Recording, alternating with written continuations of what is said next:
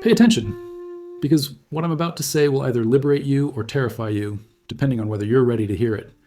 Rudolf Steiner spent decades investigating the deepest archives of human consciousness, not through books, but through direct clairvoyant perception of the Akashic records, that cosmic library where every thought, every action, every moment of human existence is recorded for eternity. And what he found overturned everything we believe about who we are. You are not a new being entering the world for the first time. You are not a blank slate. You are not a fresh start. You are a returning consciousness, carrying with you the weight and the wisdom and the unfinished business of countless previous lives. And at this very moment, as you read these words, other versions of you, past versions, future versions, simultaneous versions, are living their own lives in their own times, all of them connected to you through an invisible network of consciousness that most people never perceive. This knowledge is literally world-shattering, because once you truly understand it, you can never look at your life the same way again. That inexplicable feeling you've had since childhood, the sense that you don't quite belong to this world, that's because part of you remembers belonging to other worlds. That fear you can't trace to any trauma in this lifetime, that cellular memory of terror from a different life, that genius you seem to have without formal training, that's mastery developed across decades or centuries of previous incarnation. Modern neuroscience is slowly catching up to what Steiner knew with absolute certainty. Researchers have discovered what they call cellular memory, the idea that your body's cells carry information and memory far beyond what your brain consciously processes. They've documented cases of organ transplant recipients who suddenly have memories and preferences from the organ donor. They've measured changes in brainwave patterns in people who practice deep meditation that suggest access to states beyond ordinary consciousness.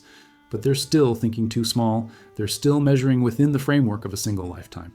Steiner was not limited by that framework. He perceived directly that consciousness is not confined to the brain, that memory is not stored in neurons, that you are a multidimensional being who has lived many times, and those lives are not history. They're active, present, influencing everything you do right now. This is why you sometimes feel like multiple people. This is why you want contradictory things. This is why you feel ancient and new simultaneously.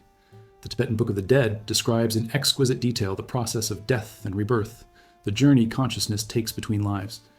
The Hindu Vedas speak openly about reincarnation as the fundamental structure of existence. The early Christian Gnostics taught it explicitly before it was expunged from official doctrine. Indigenous cultures worldwide have always maintained that souls return, that ancestors live in us, that the boundary between past and present is illusory. But modern Western culture is almost alone in denying this most basic truth about human existence. Here's the immediate danger of this knowledge, and Steiner was very clear about it. When you first begin to suspect that you've lived before, there's a tendency to become obsessed. You want to remember, you want proof. You start seeing past life connections everywhere. You become convinced you were someone famous in a previous incarnation. And this can lead to spiritual delusion, to false memories, to using past life explanation as an excuse to avoid responsibility in the present. But there's a deeper danger that goes beyond obsession. Understanding that you've lived before can shatter your entire sense of identity. If you're not your personality, if you're not your current circumstances, if you're an ancient consciousness that has worn many bodies and lived many lives, then who are you? This question, taken seriously, can lead to profound existential crisis. It can lead to depression, to detachment from present life responsibilities, to a kind of spiritual nihilism where nothing in your current life seems to matter. This is why Steiner taught that this knowledge must come gradually, with proper preparation, with ethical grounding. You can't handle the reality of your infinite nature until you've developed the consciousness to contain it. You can't safely access your past lives until you've learned to live consciously in your present life. The memories aren't hidden from you because the universe is cruel. They're hidden because your current consciousness isn't ready to bear them, but they're trying to reach you anyway, through dreams, through synchronicities, through inexplicable feelings and intuitions, through moments of profound recognition. Your consciousness is trying to tell itself the truth about itself, even as your personality is trying to deny it.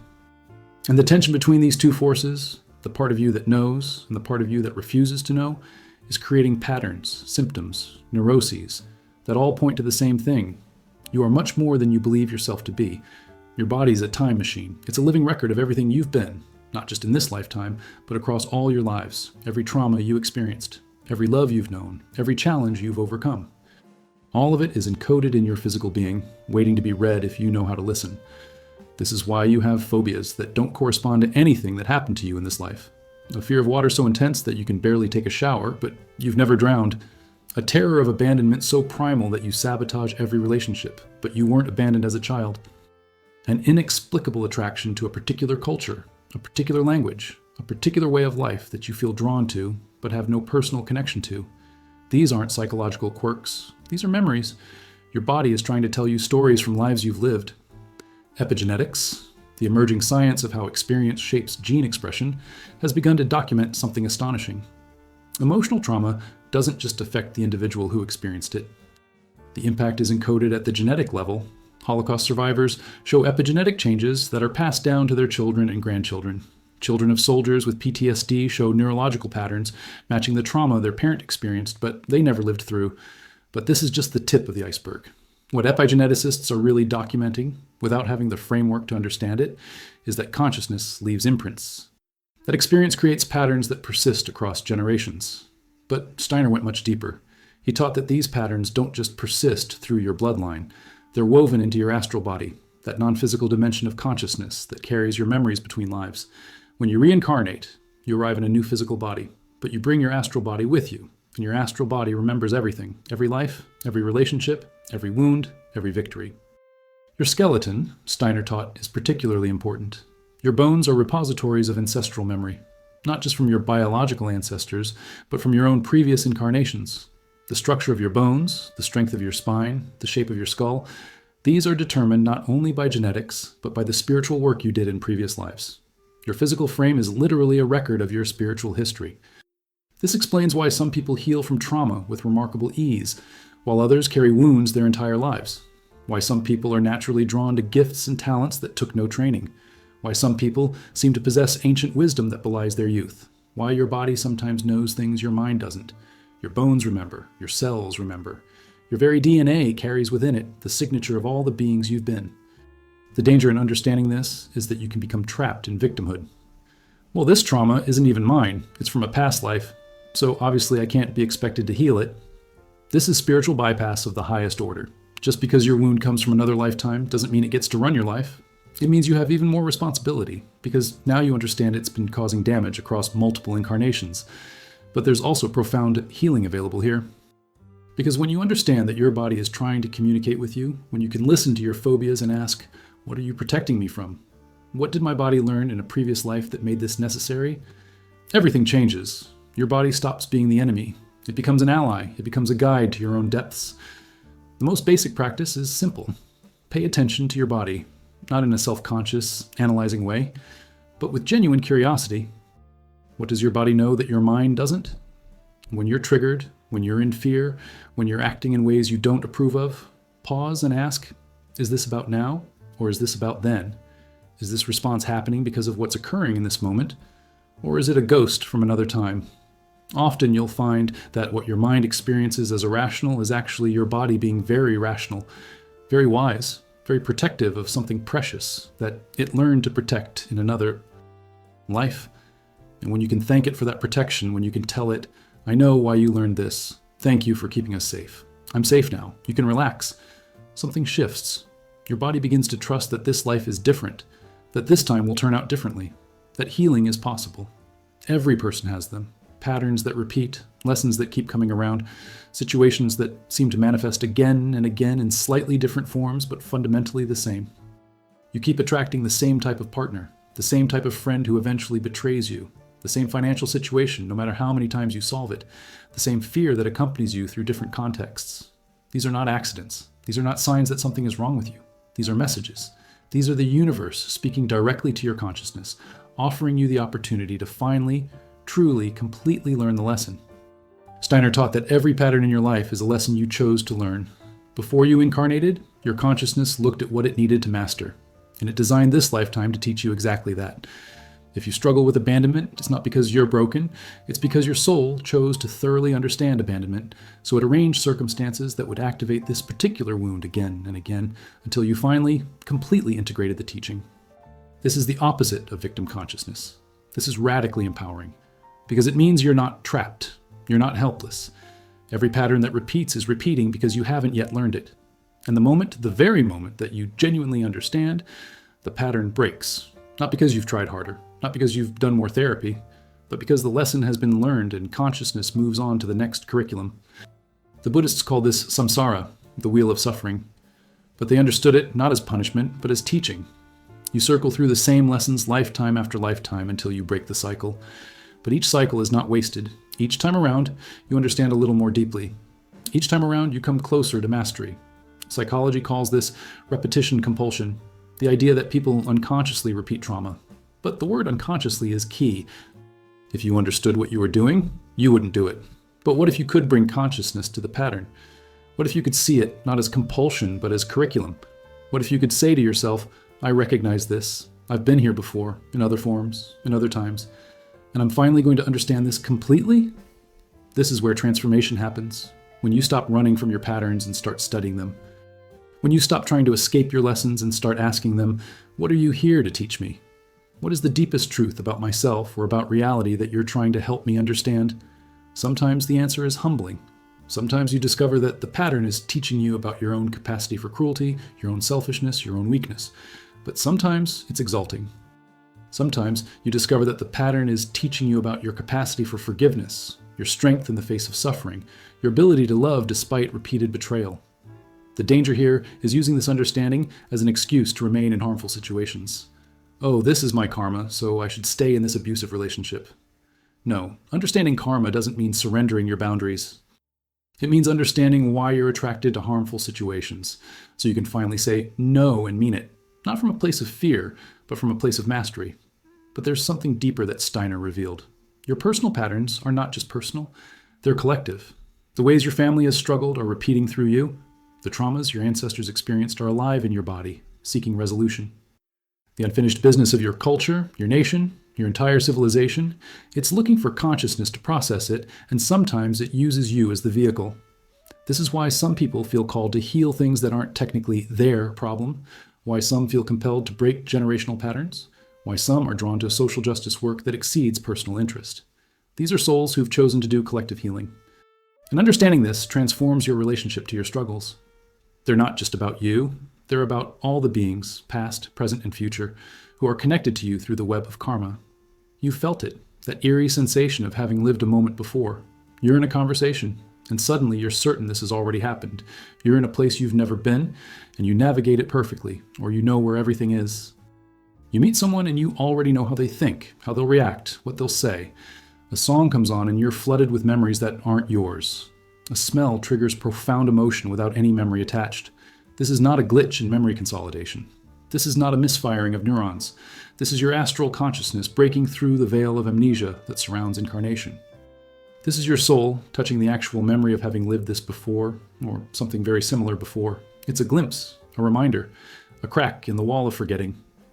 Modern neuroscience still insists on explaining déjà vu as mechanical malfunction. A brief moment when memory consolidation goes awry, creating the false impression of familiarity with something novel. But ask anyone who's experienced genuine déjà vu. Does it feel like a glitch, or does it feel like the most real thing you've ever experienced? More real, in fact, than ordinary consciousness? Steiner taught that déjà vu is the moment when your conscious mind and your astral mind briefly align, when the amnesia separating your current life from your previous lives momentarily dissolves, when memory from another incarnation surfaces just strongly enough to be perceived, but not strongly enough to be fully integrated into understanding. It's your consciousness saying, pay attention, this is important, this moment was arranged before you were born. The deepest déjà vu experiences have a quality of meaning attached to them. It's not just, I've seen this before, it's, this matters, this is a pivotal moment, something about my life is going to shift because of this. And that feeling is absolutely true, because those moments are often the ones where your destiny intersects with the present, where an agreement you made before incarnation is being activated. But here's the danger. People can become obsessed with chasing déjà vu, trying to force spiritual experiences, trying to make themselves remember past lives before they're ready. Steiner warned sternly against this. The veil of amnesia exists for a reason.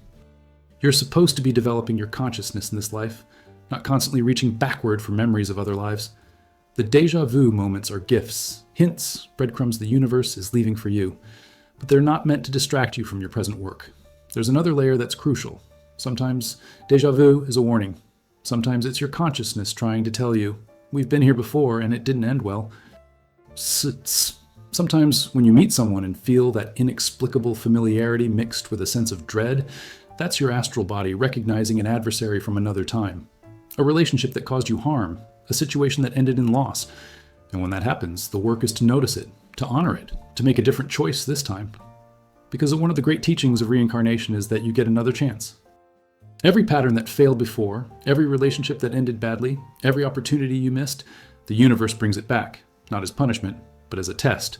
Will you make the same choice again, or have you evolved enough to choose differently? The deepest understanding of deja vu is this. It's the universe reminding you that you're not separate from your own history, that time is not linear, that everything you've ever been is still alive inside you, and occasionally it pushes through into consciousness to say, remember me. I'm still here. I'm still part of who you are. And what I learned in my time is relevant to what you're facing now. This is where the teaching becomes truly mind-breaking, and this is where most people's consciousness shatters trying to contain it. Steiner taught that you don't have one life that happens sequentially from birth to death, then another life completely separate, then another. That linear model is a profound misunderstanding of how reality actually works. Instead, you have multiple lives happening simultaneously, right now, in parallel dimensions, and all of them are being experienced by a singular consciousness that is the eternal you. Your consciousness is not confined to this single body, living this single linear timeline. Your consciousness is infinite. It's divided among countless incarnations, each one learning, each one growing, each one contributing to the total evolution of your being. The version of you reading this is just one expression of a much vaster consciousness. And at this exact moment, other versions of you are living in other times, in other places, experiencing other lessons. Some of them are past. Some are future. Some are simultaneous. This sounds like science fiction, but quantum physics actually suggests it. The many worlds interpretation proposed by Hugh Everett suggests that every quantum event creates multiple parallel branches of reality. Every time a choice is made, the universe splits. You take the job, and another you doesn't. You end the relationship, and another you stays. You say yes, and another you says no. All of these are happening, in parallel, simultaneously. But Steiner went much deeper than quantum mechanics. He taught that these parallel lives are actual expressions of your singular consciousness, exploring different possibilities.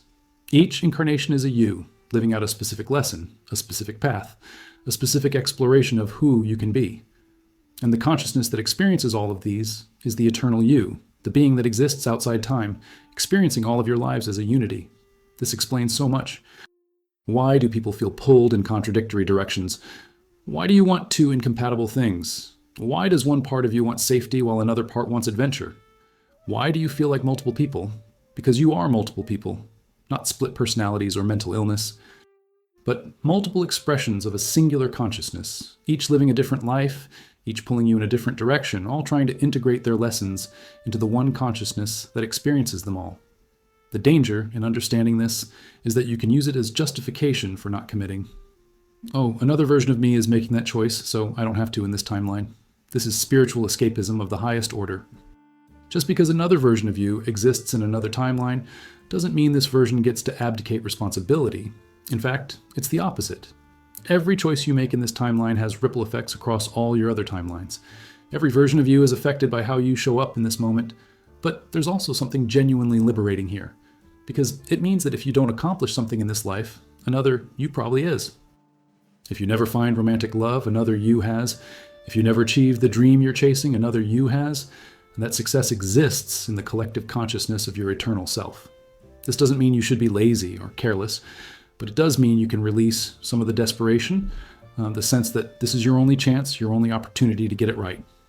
The deeper teaching is this. These parallel lives are being orchestrated by your higher consciousness to create a complete understanding of human possibility. You're learning compassion in one incarnation, courage in another, wisdom in another. Each of these learnings feeds back into the eternal consciousness that experiences all of them. You're not just living one life trying to get it right. You're living infinite lives, each teaching you something different, each completing a piece of an enormous puzzle that, when assembled, creates a being of staggering completeness. This is dangerous knowledge, and it must be approached with absolute clarity and complete seriousness. Steiner taught that your past selves are not safely contained in distant history. They are alive. They are present. And they are actively influencing your behavior, your choices, your emotions, often without your conscious awareness or approval. Think of your consciousness as a building with multiple floors. The ground floor is your current life, your current consciousness, your present awareness. But there are basement levels, many of them. And in those basements live your past selves, yourselves from other times, yourselves that experienced trauma, yourselves that died with unfinished business, yourselves that carry wounds. And when you're not conscious, when you're in emotional reactivity, when you're stressed or triggered or tired, the doors between floors open, and a past self can come up from the basement and possess you, can literally take over your body, can use your mouth to speak things your current consciousness wouldn't choose, can drive your actions in ways that feel completely out of your control. You felt it. That moment when you react in a way that seems completely disproportionate to the current situation. When you say something you regret before you even knew you were going to say it. When you find yourself acting in a pattern you hate, doing the exact thing you swore you'd never do again. When your body does something your mind doesn't approve of. That's possession. That's a past self running your show from the basement. The psychologist Janina Fisher has researched something called structural dissociation, the idea that traumatic memories can be stored as separate personality states that activate when triggered. But what she doesn't discuss, because academic psychology doesn't allow for it, is that these can be memories from previous incarnations. And when they activate, they don't just affect your psychology, they take over your neurobiology. They literally hijack your nervous system. This is real. This is why you can try so hard to break a pattern and fail. It's not because you're weak. It's not because you lack willpower. It's because a past version of you, operating from ancient programming, is stronger than your conscious intent. It's because the basement dweller has more power than the current occupant. It's because you're being possessed. But here's what Steiner taught that's absolutely crucial. You can recognize these possessions. You can dialogue with these past selves. You can offer them healing. You can integrate them. And when you do, when you bring consciousness to these ancient patterns, they begin to release their grip. The possession dissolves. You reclaim your autonomy. The protocol is this. When you notice you're acting in a way you don't approve of, when you feel compelled to repeat a pattern, when you're in a strong emotional state that doesn't match the current situation, pause, stop, breathe, and ask, which version of me is this? Go deeper. Ask, how old is this response? When did I first learn to do this? What was I protecting myself from? Sometimes you'll get a memory from childhood in this life, but sometimes, if you're very open and very honest, you'll access something much older, a feeling of being betrayed, a trauma you can't locate in this lifetime, a grief that goes deeper than anything that's happened to you in your current life, a terror that seems to belong to a different person entirely. That's a past self. That's your consciousness from another time, still carrying its wound, still seeking help, still trying to be healed. And when you can recognize it, when you can say to it, I see you, I see what happened to you, I see why you learned to do this to protect us. I offer you love, I offer you healings. You don't have to keep fighting. I'm here now, and I'm safe. Something shifts. The past self, which has been running your life from the shadows for years or decades, finally gets acknowledged. Finally gets the help it's been seeking for centuries. And it begins to release. Your physical brain is not designed to store past life memories. This is intentional. This is by cosmic design. If you remembered everything, every betrayal, every loss, every failure, every time you suffered in every incarnation, you wouldn't be able to function in this new incarnation. You'd be crushed by the weight of centuries. The amnesia serves a profound purpose. It allows you to start fresh, to have new experiences, to approach people without the burden of ancient history. But the memories don't disappear. They're stored in what Steiner called your astral body, your etheric body, your causal body, different levels of consciousness that exist beyond the limitations of the physical brain.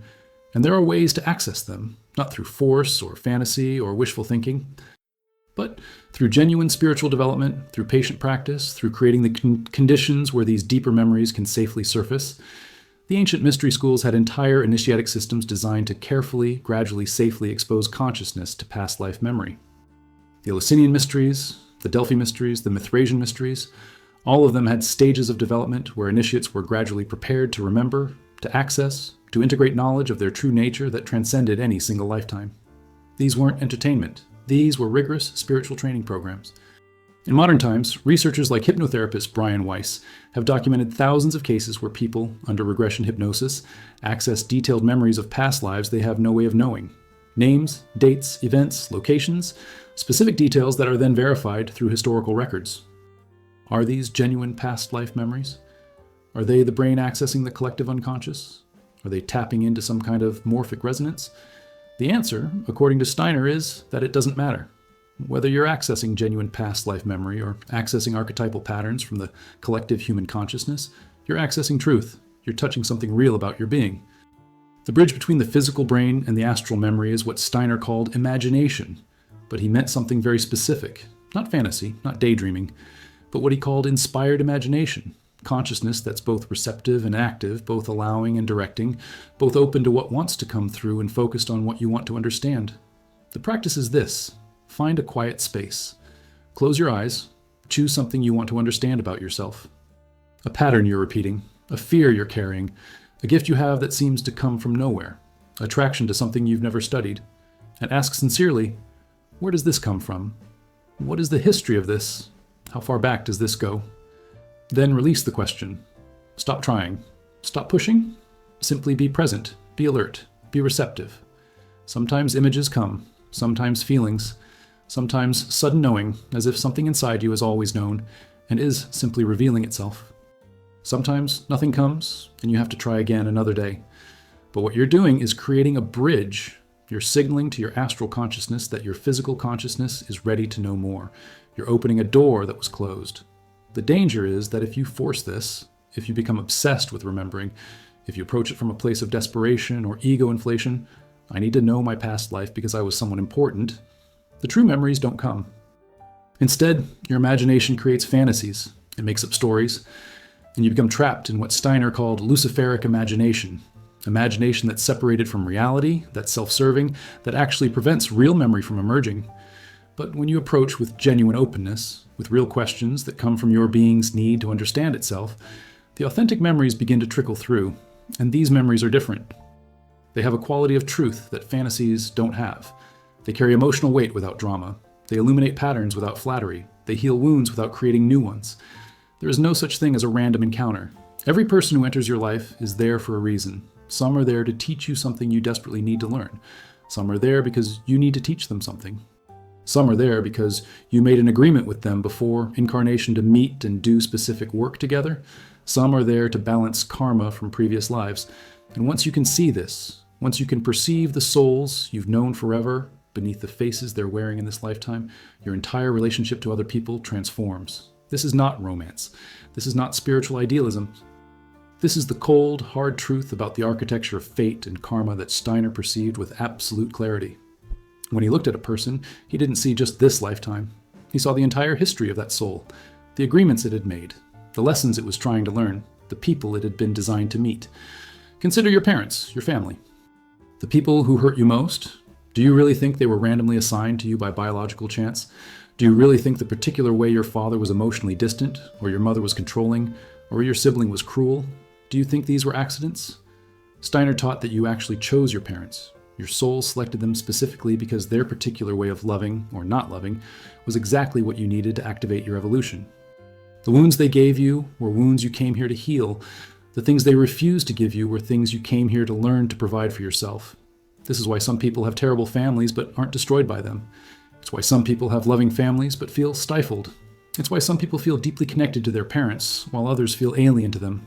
Each soul knows what it needs. Each consciousness understands what will serve its development, and it chooses accordingly. The same is true for your lovers, your friends, your enemies, the people who hurt you most. Every significant person in your life is there because your consciousness selected them, either to love them into healing or to be loved into healing by them, either to teach them what you know or to learn from them what you need, either to balance karma from another life or to begin new karma that you'll work on together across future lives. This doesn't mean you should stay in harmful relationships. Steiner was absolutely clear about this. Understanding that someone is in your life for a reason doesn't mean surrendering your boundaries. It doesn't mean tolerating abuse. It means understanding the soul contract with clear eyes so you can choose whether to continue or release it consciously. It means having deep compassion for the role they're playing while protecting yourself from harm. But here's what shifts when you understand this deeply. You stop taking things personally. When someone hurts you, you begin to see it not as personal rejection, but as a soul playing a role, offering you a lesson.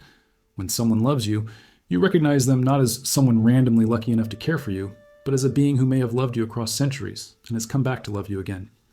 The recognition of past life relationships is usually felt as instant familiarity, as coming home, as a knowing that precedes words. You meet someone and you just know. Not in an analytical way, but in a way that bypasses thinking and lands in pure recognition. This is your consciousness recognizing consciousness. This is your soul saying, oh, there you are. I've been waiting for you. The danger here is that you can romanticize this. Oh, we're soulmates from past lives, so we must be meant to be together. But past life connection doesn't guarantee present life compatibility. Sometimes the soul contract is to be together. Sometimes it's to part ways. Sometimes it's to teach each other something and move on. The fact that you've loved someone before doesn't obligate you to love them now or in the same way. But when you can see through the surface of relationships, when you can perceive the soul-level agreements beneath the personality-level attractions, something profound shifts. You stop searching for the one. You start recognizing the ones who are here to walk specific chapters with you. You begin to appreciate them for what they are, ancient companions doing profound work with you, lifetime after lifetime. Before you were born, before your consciousness entered this body, you made a decision. You sat in a place beyond time and space in what Steiner called the spiritual world, and you consciously chose this life. You chose these parents. You chose this body with its particular gifts and disabilities. You chose this era to incarnate in. You chose the challenges you would face. You chose it all with clear eyes and complete consciousness. This is not punishment. This is not exile. This is not karma as retribution, as so many people misunderstand it. This is a conscious choice made by an ancient consciousness knowing exactly what it needs to learn, grow, and evolve. You are not a victim of circumstances. You are a creator who carefully designed your own circumstances before entering into them. The evidence for this is everywhere if you're willing to see it. Children born with remarkable talents they never learned. Prodigies who couldn't possibly have acquired their abilities through normal development. People born into exactly the circumstances that perfectly activate what they came here to develop. People who encounter challenges that match precisely the gifts they have. This is not random. This is design. Even your so-called accidents are designed. The illness that forced you to slow down and look inward. The failure that redirected you toward your true path. The loss that cracked you open and taught you love. The betrayal that forced you to find your own strength. Steiner taught that there are no accidents. There are only lessons disguised as accidents. But here's the part that most people can't accept. You chose the hard things. You actually said in the spiritual world, knowing what you were choosing, I'm going to be born into a family where I feel unseen. I'm going to experience poverty. I'm going to love someone who can't love me back. I'm going to face the things I'm most afraid of. And through facing them, I'm going to become who I'm meant to become. You didn't choose this because you're masochistic. You chose it because you're brave, because you're willing to do difficult work, because you know that growth, real growth, only happens through challenge, and you care more about your evolution than you care about your comfort. The danger in understanding this is that people can use it to minimize real harm. Oh, I chose this abuse, so I should accept it. No, choosing the lesson doesn't mean accepting harmful people. It means understanding why they were chosen as teachers and then setting boundaries and then either learning from them or releasing them. The deeper understanding is this. The pre-incarnation contract is flexible. You chose the general conditions, but not every specific detail. You chose to face abandonment, but not necessarily this person abandoning you at this specific time. You chose to learn poverty, but not necessarily this specific job loss on this specific day. You chose the curriculum, but the universe offers infinite variations on how that curriculum can be taught. This is why conscious choice matters. Even though you chose to incarnate and face these challenges, you still have freedom in how you face them. You can face abandonment with bitterness or with grace. You can face poverty with desperation or with resourcefulness. You can face your deepest fears with denial or with courage. The contract chose the subjects, but you still choose how to study them. And here's the most liberating part. You're not locked into the original contract. You can consciously revise it. You can say, I came here to learn this lesson, and I've learned it. I don't need to repeat this anymore. And when you say it with genuine clarity, when you truly integrate the lesson, the pattern breaks. The curriculum shifts. You move on to the next chapter of your spiritual development. We arrive finally at the vision that Steiner held as the ultimate destination of human evolution. The moment when you stop experiencing yourself as a single person living a single life, and instead perceive yourself as a vast consciousness that has lived countless lives, learned countless lessons, loved countless beings, and is now capable of holding all of that knowledge simultaneously. This is not a moment. It's not a destination you arrive at and then stay at forever. It's a process, a continuous unfolding, a gradual awakening that begins with glimpses and deepens into understanding that eventually becomes your permanent state of consciousness.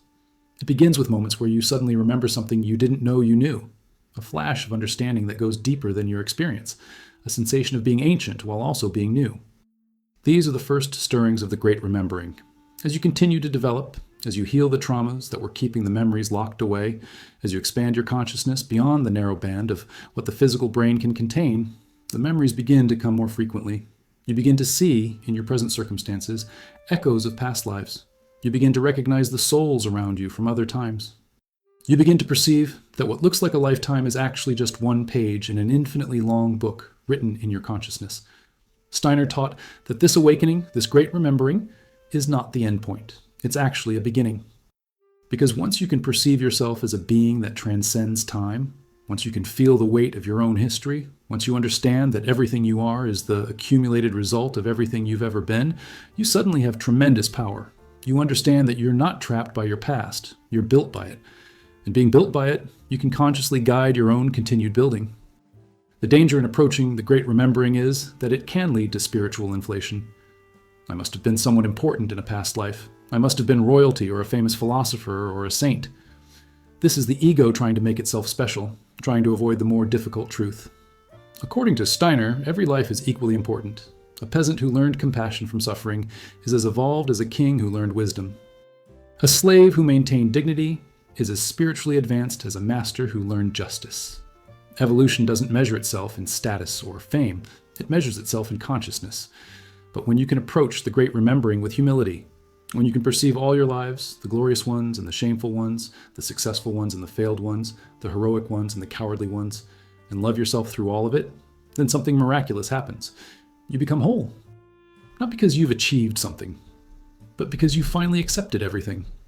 You stop running from your shadow because you've seen that even your shadow is you and you're worth loving. You stop trying to transcend your humanity because you understand that your humanity is exactly the vehicle through which the divine is learning to know itself. You stop seeking enlightenment somewhere else, somewhere better, because you perceive that enlightenment is just the gradual process of remembering who you've always been across all times. And when you truly integrate this, when you can feel yourself as an ancient consciousness looking out through young eyes, carrying the weight of centuries while also experiencing the wonder of each new moment, that's when the great remembering becomes complete. That's when you stop being a person having spiritual experiences and start being consciousness experiencing itself through the vehicle of a person. This is what Steiner ultimately taught. You're not limited to this life. You have not started here and you will not end here. You are eternal. You are vast. You have been everything and you will be everything. And the only work that truly matters is to remember that. To gradually, patiently, courageously remember who you are beneath the amnesia, who you are across all times, who you are at your deepest core. The question, what if another version of you is living right now, is not a philosophical puzzle. It's an invitation. An invitation to wake up to the reality that you are not alone, that you are not new, that you are not small, that you are ancient, that you are vast, that you are eternal. And that all the evidence you've been seeking, all the proof you've demanded, all the signs you've been looking for, they're inside you. They've always been inside you, waiting for you to remember, waiting for you to finally, courageously, completely remember who you are.